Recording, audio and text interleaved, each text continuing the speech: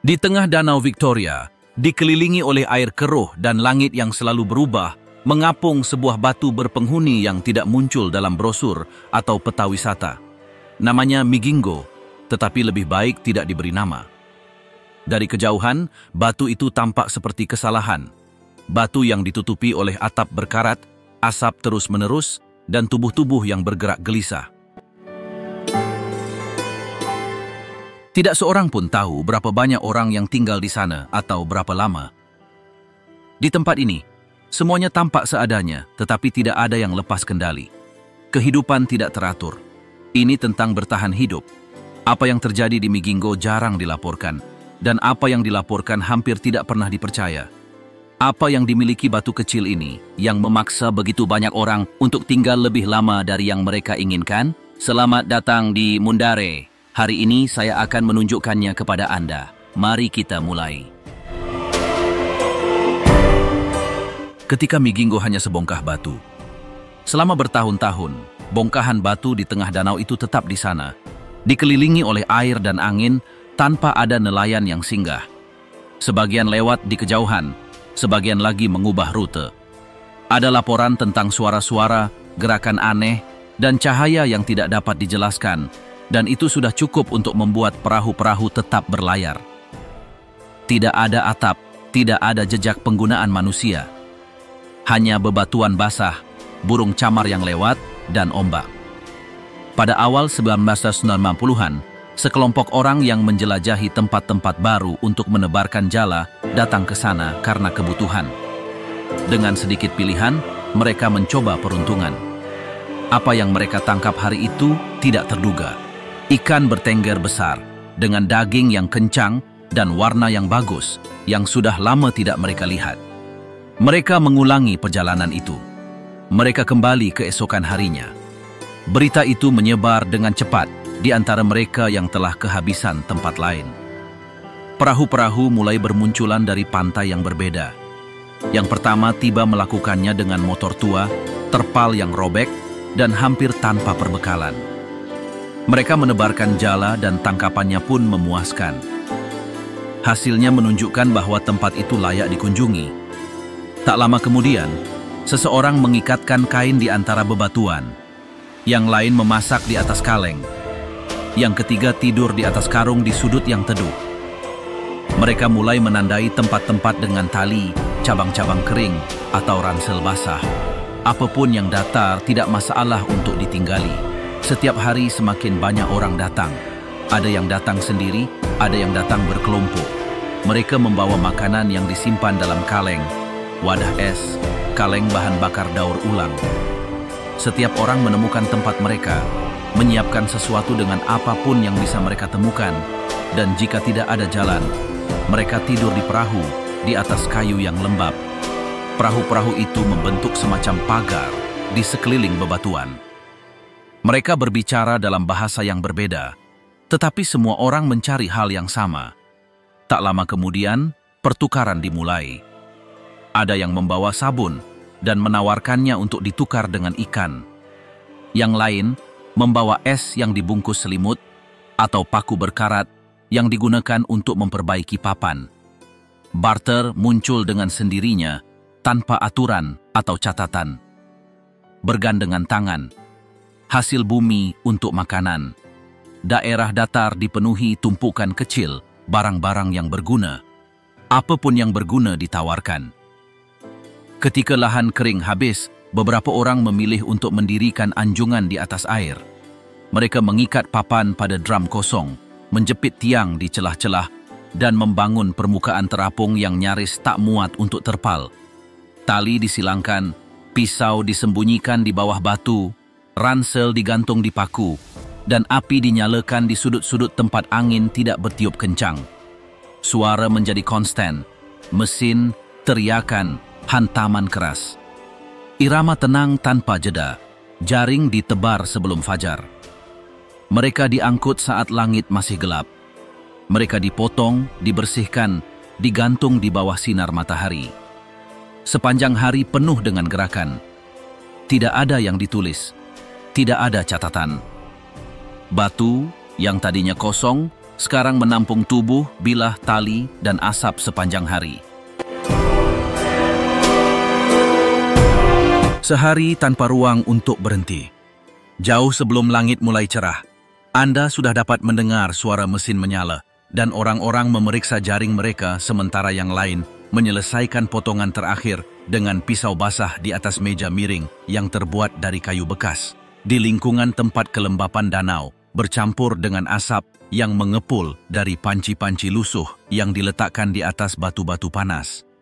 Perahu-perahu yang diikat sedapat mungkin dipadatkan begitu rapat sehingga tubuh-tubuh bergerak di antara plastik kusut dan terpal basah tanpa banyak ruang untuk bermanuver. Sementara beberapa orang memasak sambil berdiri di atas anjungan terapung dan yang lainnya tidur dengan kepala bersandar pada ransel yang digantung di paku berkarat. Setiap meter persegi menuntut tujuan dan tidak ada istirahat jika masih ada sesuatu yang harus dipindahkan, dipotong, atau dijual. Struktur-struktur tersebut didirikan dengan cara apapun yang mereka bisa. Beberapa menggabungkan cabang-cabang dengan lembaran berkarat, yang lain menggunakan drum-drum kosong sebagai alas untuk papan-papan basah yang hampir tidak muat untuk terpal yang dilipat. Apa yang tidak cocok untuk tidur digunakan untuk mengikat, menggantung, menutupi, atau menandai suatu tempat.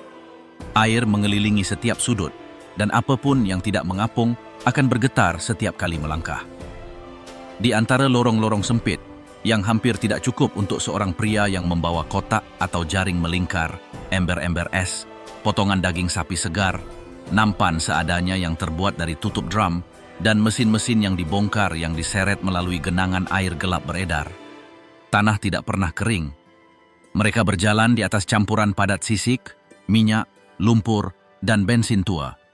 Tidak seorang pun berhenti untuk membersihkan, hanya apa yang menghalangi jalan mereka yang bergerak. Urutan kerja berlanjut tanpa gangguan yang terlihat.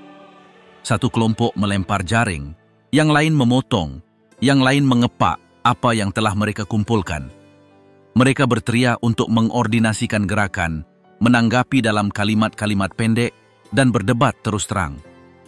Terkadang tubuh-tubuh saling bergesekan dengan keras, tetapi semuanya kembali ke tempatnya tanpa banyak konsekuensi. Mereka yang tidak mempercepat langkah akan tertinggal, dan setiap wadah yang terisi sebelum wadah di sebelah mereka merupakan keuntungan yang layak dipertahankan. Perahu-perahu yang lebih kecil berangkat lebih awal, mengitari tepi pulau kecil, dan mencari di antara arus yang sudah mereka kenal. Mereka pergi sendiri atau berpasangan. Ketika mereka kembali, hasil bumi disortir, dikeringkan, ditimbang, atau dipertukarkan. Tidak ada waktu untuk berpikir. Apa yang tersedia ditawarkan, apa yang kurang disediakan. Urutan dijaga sesuai ritme. Yang pertama kembali dengan hasil yang baik menentukan harga untuk hari itu. Setelah digunakan, jaring direntangkan pada rangka goyang yang dibuat dengan bilah-bilah yang tidak berbentuk dan kail darurat. Ikan-ikan dibiarkan terpapar sinar matahari tanpa perlindungan. Jika angin menghantam ikan ke dalam air, tidak ada yang terganggu.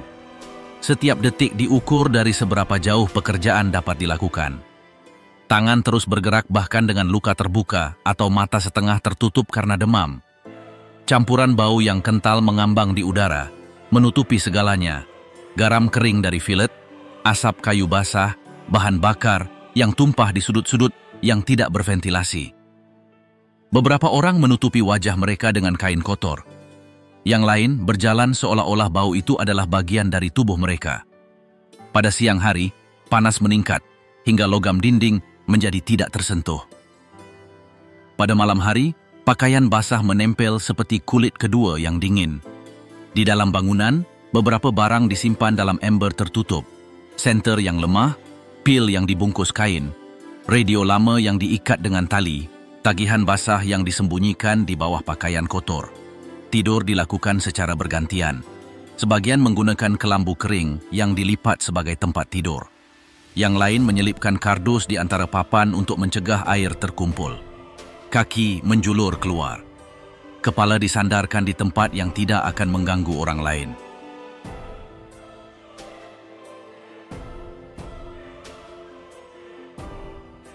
Batas tak terlihat, pembayaran tak terelakkan. Di pulau itu, Zona-zona yang beroperasi di bawah komando yang berbeda diidentifikasi, dan meskipun tidak ada penanda atau batas yang terlihat di tanah, mereka yang datang mengerti dari kehadiran beberapa pria berseragam yang memantau area mana yang dipantau oleh masing-masing kelompok, siapa yang meminta informasi, siapa yang mengenakan biaya untuk akses, dan kondisi apa yang diberlakukan oleh masing-masing bagian pekerjaan, semuanya tergantung pada siapa yang berdiri di samping bangunan atau bergerak di antara jaring dengan akses gratis. Ketika jumlah nelayan mulai meningkat secara bertahap, sekelompok perwakilan Uganda datang dengan senjata yang terlihat, memposisikan diri mereka di daerah yang tinggi, di mana mereka dapat memantau pergerakan kapal, dan mulai meminta informasi dari mereka yang ingin beroperasi. Asal, jumlah tangkapan, jenis mesin, semuanya disertai dengan tarif variabel yang diberikan tanpa dokumen atau registrasi, dalam bentuk tunai, dan terkadang dalam bentuk produk. Beberapa melakukannya sebelum memulai, yang lain di akhir, tetapi segera semua orang tahu bahwa untuk menangkap ikan dengan aman, mereka harus mematuhinya. Beberapa hari kemudian, kelompok yang berbeda dikirim dari Kenya, tidak bersenjata, tetapi mengenakan seragam administratif dan dokumen bermaterai. Mereka juga meminta informasi, memeriksa jaring, mengamati mesin, dan mencatat keberadaan mereka sambil menyatakan bahwa wilayah itu berada di bawah yurisdiksi mereka. Hal ini menyebabkan situasi di mana nelayan akhirnya menanggapi dengan cara yang sama kepada dua komandan yang berbeda, membayar 2 kali untuk melemparkan jaring, atau meninggalkan sebagian muatan mereka di tangan petugas yang meminta bantuan untuk mengizinkan mereka melanjutkan. Beberapa, untuk menghindari terjebak di tengah-tengah, menyiapkan dokumentasi duplikat, mengibarkan lebih dari 1 bendera di atas kapal mereka, atau menghindari menyebutkan asal mereka sampai mereka memahami kelompok mana yang mendominasi hari itu.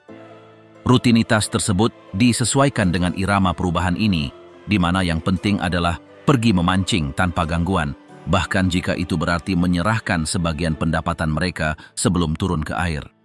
Orang-orang bersenjata berpatroli di koridor dan anjungan, memeriksa mesin, meminta tanda pengenal yang dilaminasi, mencatat di buku catatan lepas, dan jika ada yang tidak sesuai, mereka menyimpan sebagian hasil tangkapan. Pemeriksaan tidak mengikuti jadwal tetap atau logika yang terlihat. Terkadang pemeriksaan berlangsung cepat, terkadang lebih menuntut.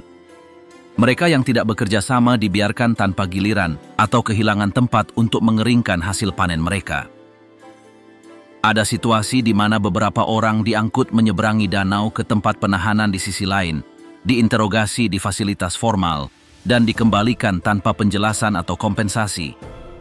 Setelah insiden ini, sebagian besar pekerja mulai bergerak lebih hati-hati, mengurangi pertanyaan, hanya menjawab apa yang perlu, dan mematuhi permintaan, meskipun mereka tidak selalu mengerti mengapa atau oleh siapa. Ada area di mana operasi mengharuskan berbicara terlebih dahulu dengan mereka yang memahami arus, mereka yang telah lama mengamati siapa yang dibayar, kapan, dan dalam kondisi apa. Sebagai imbalan atas bagian kargo, perantara ini memastikan perjalanan tanpa penundaan, memberikan arahan yang jelas, dan memfasilitasi akses ke tempat-tempat di mana pekerjaan dapat dilakukan dengan lebih sedikit hambatan. Efisiensi dipertahankan karena setiap orang berusaha menghindari gangguan. Setiap kali seseorang datang dengan hasil bumi, mereka tidak hanya menganalisis cuaca, tetapi juga berapa banyak pos pemeriksaan yang ada antara kapal mereka dan area tempat mereka berencana untuk memotong atau menimbang hasil tangkapan. Pada bentangan pendek, mungkin ada beberapa penyaring, masing-masing dengan gaya uniknya sendiri. Beberapa mengajukan pertanyaan dengan suara pelan, yang lain memeriksa tanpa berbicara. Kuncinya adalah mengetahui apa yang harus dikatakan, kapan harus menunjukkan fillet, dan bagaimana bergerak tanpa menimbulkan kecurigaan. Kadang-kadang kelompok resmi turun, berjalan beberapa meter, mencatat, membuat catatan, dan pergi. Mereka mengatakan akan melaporkan apa yang mereka amati, tetapi rutinitas harian tetap sama. Tidak seorang pun mengharapkan tanggapan. Selama kunjungan ini, para nelayan tetap sibuk, mempertimbangkan dengan saksama apa yang mereka katakan, dan terus bekerja seperti hari-hari lainnya.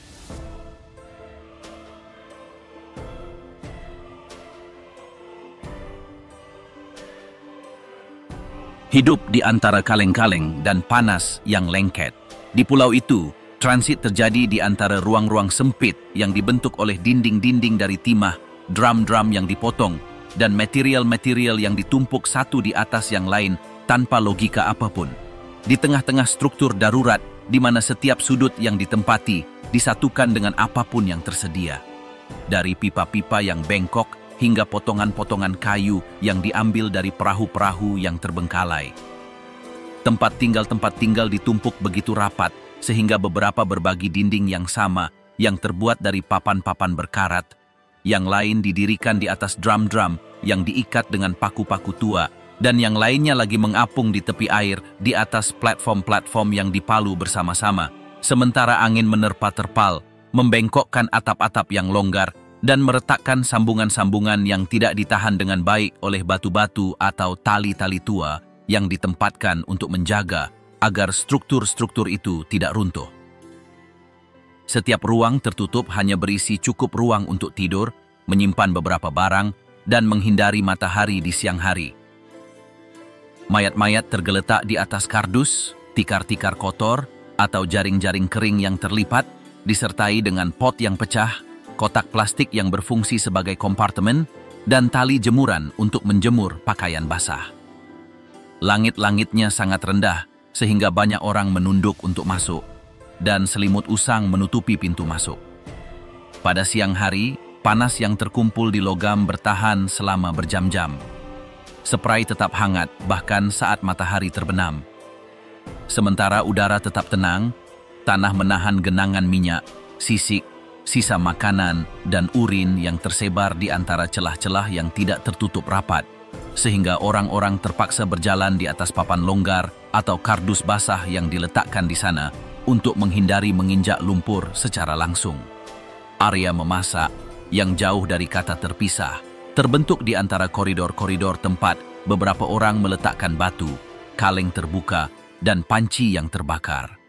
Mereka menggunakannya dengan kayu bakar basah atau arang tua untuk merebus air atau menggoreng steak dalam minyak yang telah digunakan beberapa kali, sementara asapnya terkumpul di bawah selimut, menggelapkan dinding, dan bercampur dengan bau yang sudah terasa sejak langkah pertama di antara bangunan-bangunan itu.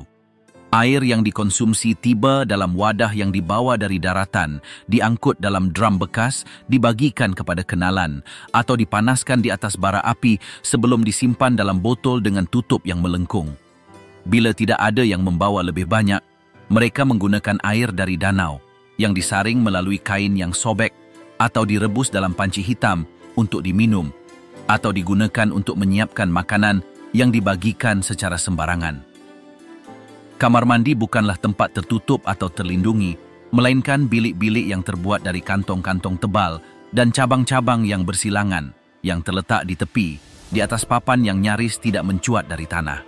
Sementara beberapa orang memasang tirai plastik untuk berlindung, yang lain hanya menggunakan ruang terbuka, dengan sampah yang akhirnya terbawa arus atau tersapu kembali oleh ombak yang menghantam di dekatnya selama malam-malam terburuk. Barang-barang yang tidak lagi berguna ditumpuk di dekat sudut-sudut yang jarang dilalui, di mana botol-botol pecah, terpal yang terbakar, potongan tali, sepatu yang rusak, kotak-kotak basah, dan sisa-sisa makanan dapat terlihat bercampur dengan sampah yang telah terkumpul selama berhari-hari. Untuk membersihkan jalan atau mengosongkan ruang, beberapa orang menyalakan api dan membiarkan asap membawa pergi apa yang tersisa, menggunakan kain perca tua untuk menutupi diri mereka, sementara mereka menunggu angin meniup awan tebal itu. Karena tidak ada lagi ruang horizontal, banyak orang mulai menaruh barang-barang di atap, tempat mereka membangun panggung untuk menjemur ikan atau untuk menjemur pakaian basah, menahannya dengan tali yang direntangkan bersilangan di antara gubuk-gubuk, sementara mereka yang berjalan di bawahnya dengan hati-hati memperhitungkan pijakan mereka agar tidak tenggelam di antara area yang rapuh atau menginjak satu-satunya ruang kosong milik orang lain, karena kesalahan akan dibayar dengan teriakan atau dorongan.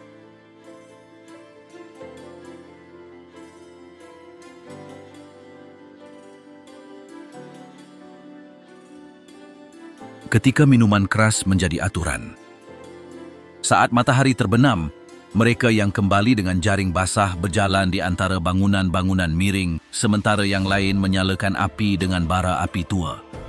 Sebagian duduk dengan pakaian basah dan tangan penuh dengan tagihan terlipat, dan panas yang tak pernah meninggalkan tanah bertemu dengan uap tebal minyak panas, seperti botol-botol yang tak berlabel, gelas-gelas bernoda, dan musik yang diputar dari radio yang diikat dengan kawat mulai muncul.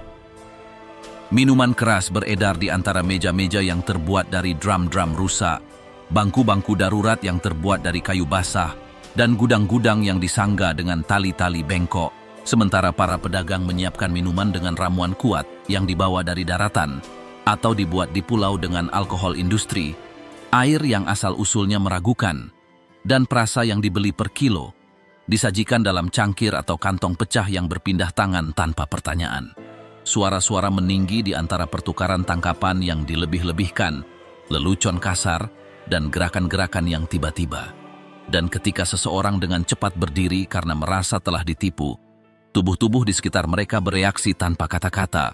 Mereka bergerak lebih dekat, menegang, dan beberapa sudah tahu siapa yang akan campur tangan, bagaimana menghentikan apa yang akan terjadi, atau kapan memberi kesempatan pada situasi untuk mereda tanpa benar-benar mengganggu keseimbangan. Siapapun yang memiliki uang paling banyak memutuskan musik apa yang diputar, berapa banyak yang dibagi, siapa yang termasuk dalam lingkaran. Dan saat lingkaran kecil itu menjadi lebih terlihat, sisanya mencoba berbaur dengan menunjukkan apa yang mereka mampu. Karena dalam lingkungan itu, membeli tanpa melihat harga lebih kuat daripada jaring yang ramai, dan mereka yang paling banyak minum adalah mereka yang akhirnya mengarahkan perhatian tanpa perlu mengatakannya. Pada dini hari, saat kebisingan semakin keras, pertengkaran meningkat hingga sekelompok orang mengepung si pembuat onar, memintanya untuk duduk, menahannya dengan tangan yang kuat, dan melakukan hukuman cepat menggunakan apapun yang ada di dekatnya. Tali, tongkat, papan potong, kabel yang dibungkus kain perca, diterapkan di depan mereka yang hadir, tanpa peringatan, tanpa prosedur lebih lanjut selain kekuatan langsung. Orang yang memberikan pukulan berfokus untuk membuatnya bertahan selama yang diperlukan, dan mereka yang menonton tidak mengatakan apa-apa, tidak mengalihkan pandangan, tidak menjelaskan apa yang terjadi, atau bereaksi setelahnya, karena seluruh proses ini berfungsi sebagai bentuk kontrol yang diterima oleh semua orang, di mana reaksi fisik mencegah kekacauan menyebar keesokan harinya. Para wanita yang tetap berada di pulau setelah gelap bergerak dengan percaya diri di antara kelompok-kelompok ini. Beberapa memasak di atas kompor mereka sendiri, yang lain menawarkan minuman, dan beberapa mencuci atau berdagang barang-barang kebutuhan pokok. Mereka memposisikan diri di titik-titik tempat mereka memantau siapa yang mendekat, berapa banyak yang telah mereka konsumsi, dan niat mereka. Jika mereka mendeteksi gerakan yang tidak pantas, mereka memperingatkan dengan pandangan sekilas atau meninggalkan area tersebut tanpa menimbulkan keributan. Mereka yang telah berada di sana lebih lama tahu bagaimana membedakan antara provokasi, kemabukan, dan ancaman nyata, dan mereka menyesuaikan reaksi mereka sesuai dengan situasi, karena mereka yang mengenal mereka sudah mengerti bahwa ketika salah satu dari mereka bertindak, dia melakukannya tanpa membuang waktu atau meminta bala bantuan. Mereka mengorganisasi diri mereka sendiri, mengenali kelompok-kelompok berbahaya, dan memutuskan kapan harus tinggal, kapan harus bernegosiasi, atau kapan harus pergi dengan cepat. Beberapa orang memiliki perjanjian pribadi dengan pria tertentu yang menawarkan uang, makanan, atau perlindungan sebagai imbalan atas kebersamaan selama beberapa jam. Mereka mendekat, berbicara dengan suara pelan, dan pergi tanpa penjelasan. Jika sesuatu menjadi rumit, orang-orang di sekitar memutuskan apakah akan campur tangan atau membiarkan masalah tersebut berkembang seperti konflik lain antara orang dewasa.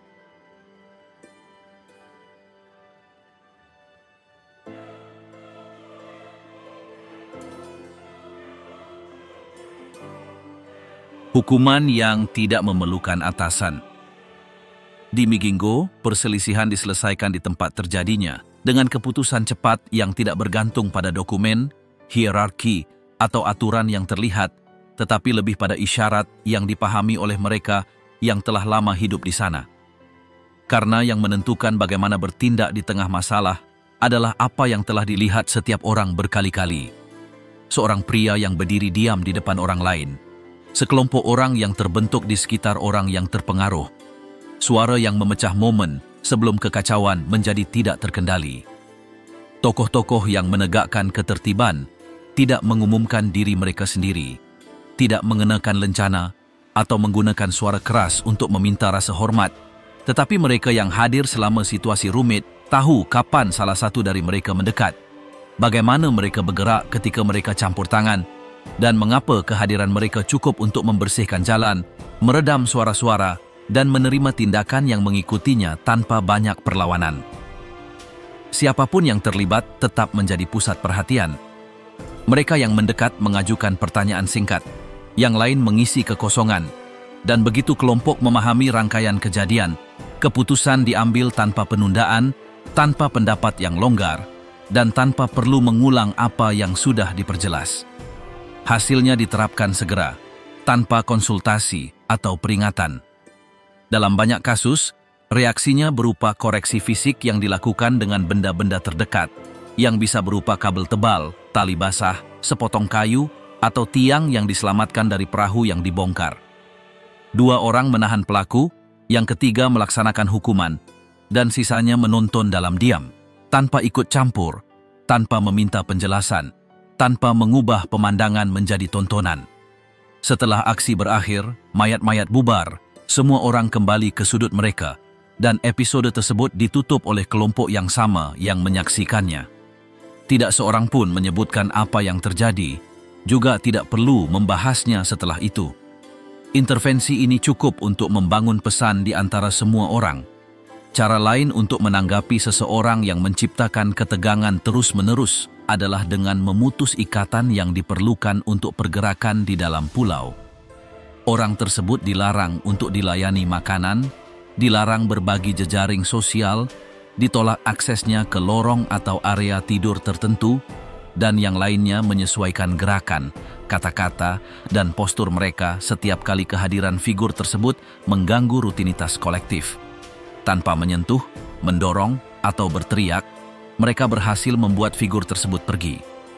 Ada yang butuh waktu berhari-hari untuk memahami bahwa tidak ada yang mengandalkan mereka lagi. Yang lain merasakannya sejak penolakan pertama. Dan ketika mereka pergi, tempat kosong tersebut ditempati oleh orang lain tanpa izin atau upacara. Tidak ada tokoh utama yang memerintahkan ini. Semuanya dibangun dari apa yang ditafsirkan setiap orang dari lingkungan. Mereka yang tahu cara mengamati membaca suasana. Mereka yang memahami ritme campur tangan ketika nada meningkat. Dan mereka yang telah cukup lama hidup di atas batu-batu itu, tahu betul perbedaan antara ketegangan yang terkendali dan masalah yang tidak terkendali. Setiap adegan menuntut respons yang berbeda, dan mereka yang berada di dekatnya membangunnya tanpa rencana sebelumnya. Beberapa wanita menjadi yang pertama mengidentifikasi apa yang akan terjadi. Mereka mengatakan jumlah yang tepat, mengingat detail yang tepat, menunjuk dengan lugas kepada mereka yang hadir, dan itu cukup bagi yang lain untuk bertindak. Mereka tidak perlu mengulang apa yang mereka lihat. Ketika salah satu dari mereka menunjuk, yang lain menyelesaikan adegan tanpa ragu-ragu. Kata-kata mereka menjadi jangkar untuk pengambilan keputusan. Pendatang baru tidak langsung berpartisipasi. Mereka menghabiskan beberapa hari pertama dengan mengamati dengan saksama di mana benda-benda diletakkan, bagaimana bara api dinyalakan, ketika garis dibentuk untuk mengeringkan ikan, atau siapa yang memiliki prioritas di persimpangan sempit. Selama waktu itu, masing-masing belajar gerakan mana yang mengantisipasi reaksi, frasa mana yang mengakhiri pertengkaran, dan kapan saatnya untuk tetap diam.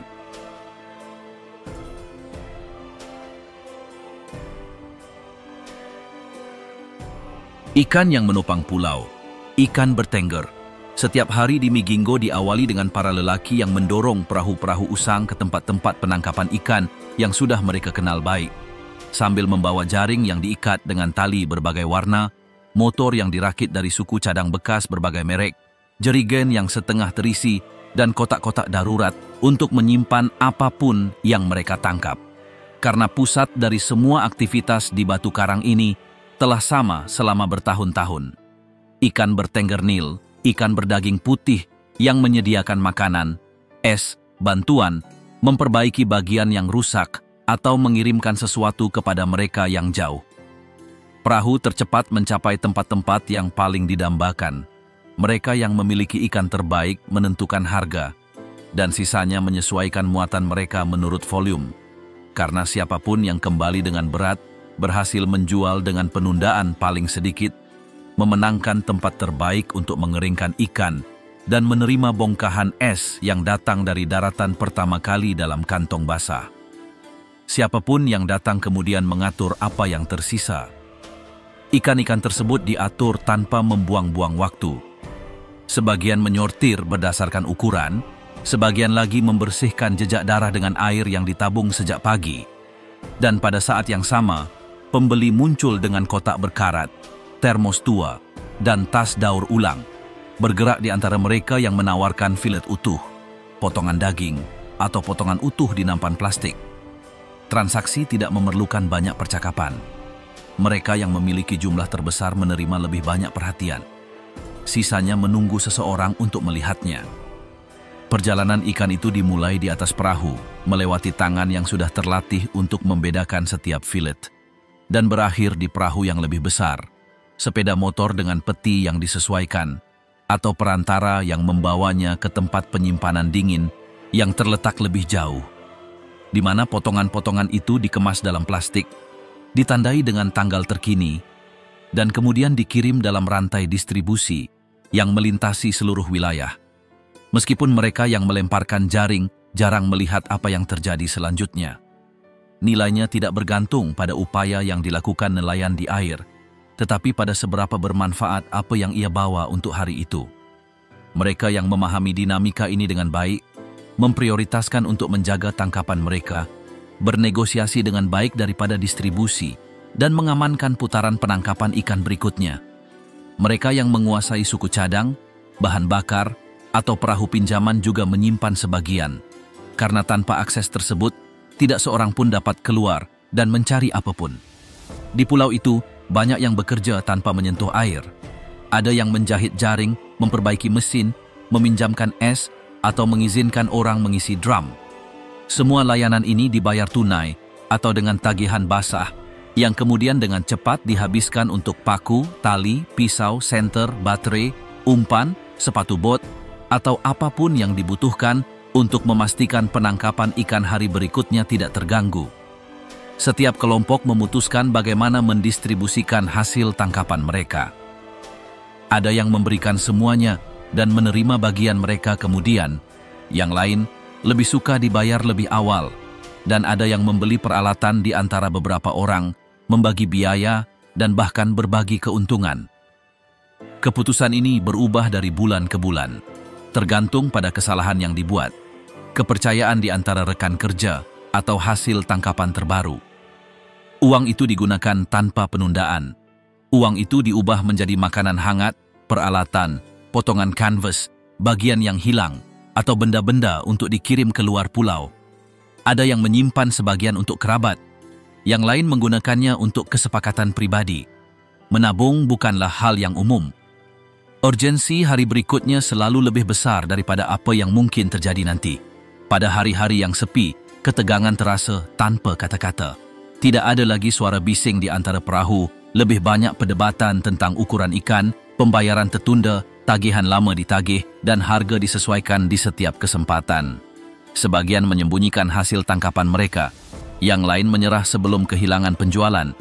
Wajah berubah, es mencair sebelum waktunya, dan gerakan bertambah cepat seolah-olah tergesa-gesa adalah satu-satunya cara untuk mengimbangi.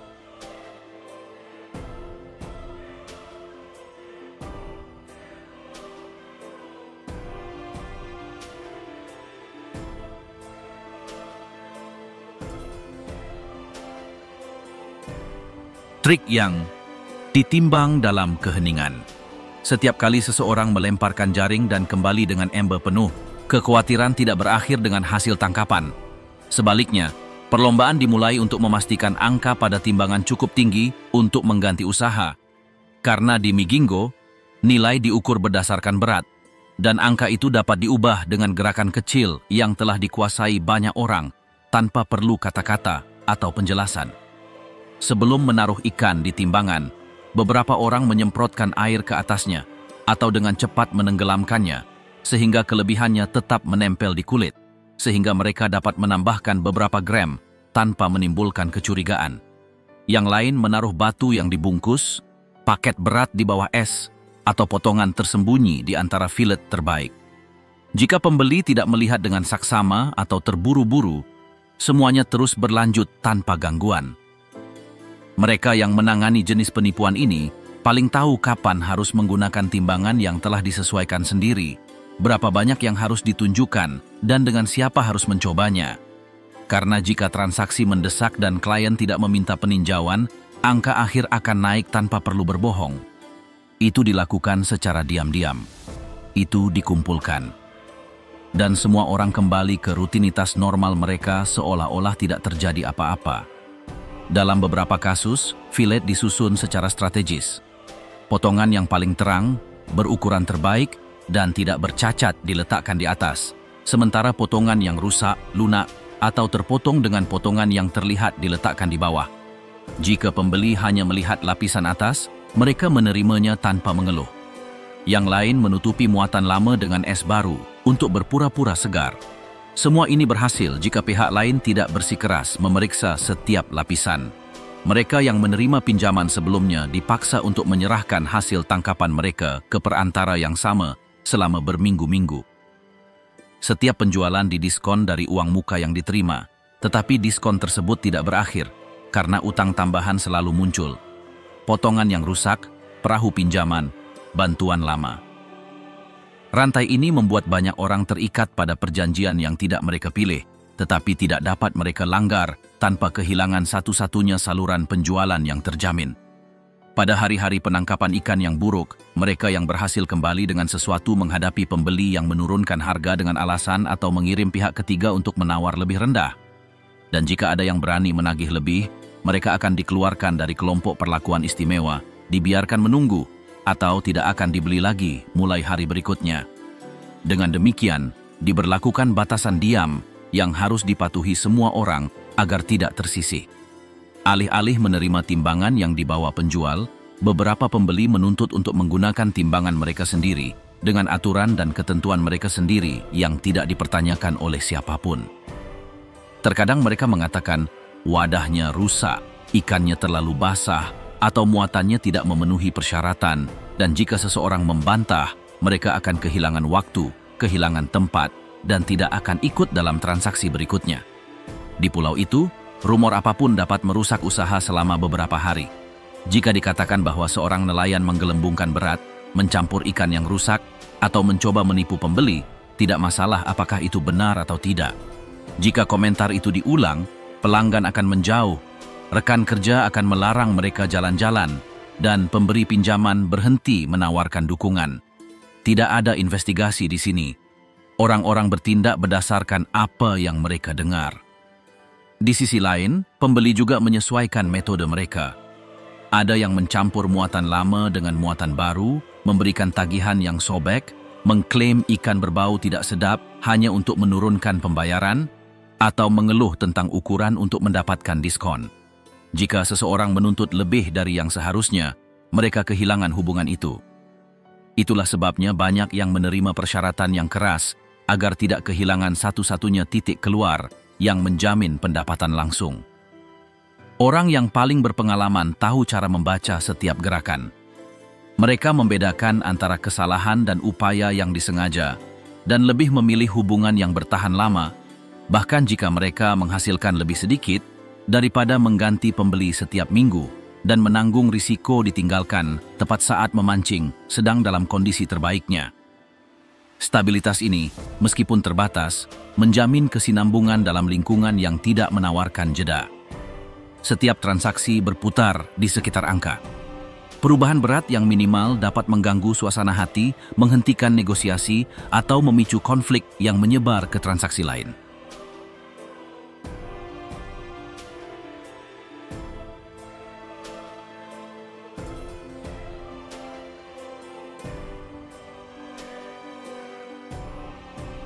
Es yang menentukan siapa pemenangnya. Di Migingo, saat sebuah kapal kembali dengan ikan segar tidak menandai akhir dari pekerjaan, melainkan awal dari perlombaan diam-diam untuk mengamankan balok yang mempertahankan nilai kargo itu. Karena setiap potongan es yang tiba dari daratan memiliki kekuatan untuk menentukan apakah suatu kelompok dijual utuh, dibagi, atau berubah warna tanpa pembeli sebelum matahari terbenam.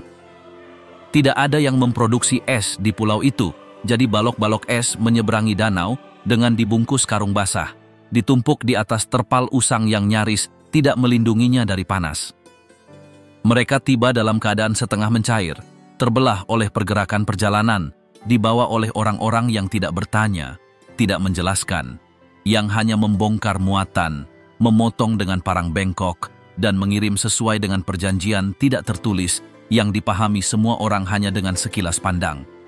Distributor tidak mengumumkan daftar atau menuliskan nama. Dia melihat siapa yang datang, mengingat siapa yang membayar tepat waktu terakhir kali, siapa yang mengirim sebagian dari kelompok mereka tanpa masalah, dan siapa yang menyebabkan masalah di jalur pada hari-hari sebelumnya. Dengan ringkasan mental itu, ia memutuskan siapa yang akan diberikan pertama, siapa yang akan dibiarkan menunggu, dan siapa yang akan diabaikan sepenuhnya, tanpa mengucapkan sepatah kata pun. Seluruh balok dibagi menjadi potongan-potongan yang hampir tidak cukup untuk mengisi muatan. Setiap bagian harus digunakan dengan cepat, diletakkan pada ikan tanpa membuang waktu, dijual saat masih berguna, memilih antara menunggu pembeli yang ideal atau berbagi produk dengan siapapun yang tersedia, sementara es mencair karena panas dan jari-jarinya terbenam ke dalam daging yang lembab. Mereka yang berhasil mendapatkan bagian yang bagus, mendapatkan waktu tambahan, keleluasaan, kekuatan untuk memilih kepada siapa barang akan dikirim, dan pilihan untuk meminjamkan sebagian dari persediaan mereka kepada orang lain. Bukan karena kemurahan hati, tetapi untuk menciptakan utang yang kemudian dibayar dengan bantuan, perlindungan, atau sesuatu yang berguna pada saat yang tepat. Di Migingo, setiap tindakan memiliki harga, bahkan diam pun tidak.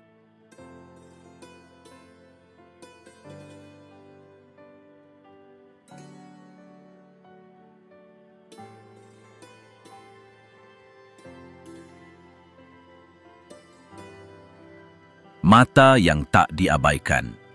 Di Migingo, selalu ada sosok yang tidak memotong ikan atau membawa es, memperbaiki jaring, atau memegang uang, tetapi berdiri kokoh di tepian, duduk di bangku-bangku yang bengkok, bersandar di dinding berkarat, atau bersandar di samping perahu, memperhatikan sepanjang hari berlalu dari saat perahu pertama tiba hingga lampu terakhir padam, tanpa banyak bicara, tanpa memberi perintah, tetapi mengetahui semua yang terjadi karena mereka sudah berada di sana setiap hari terlalu lama.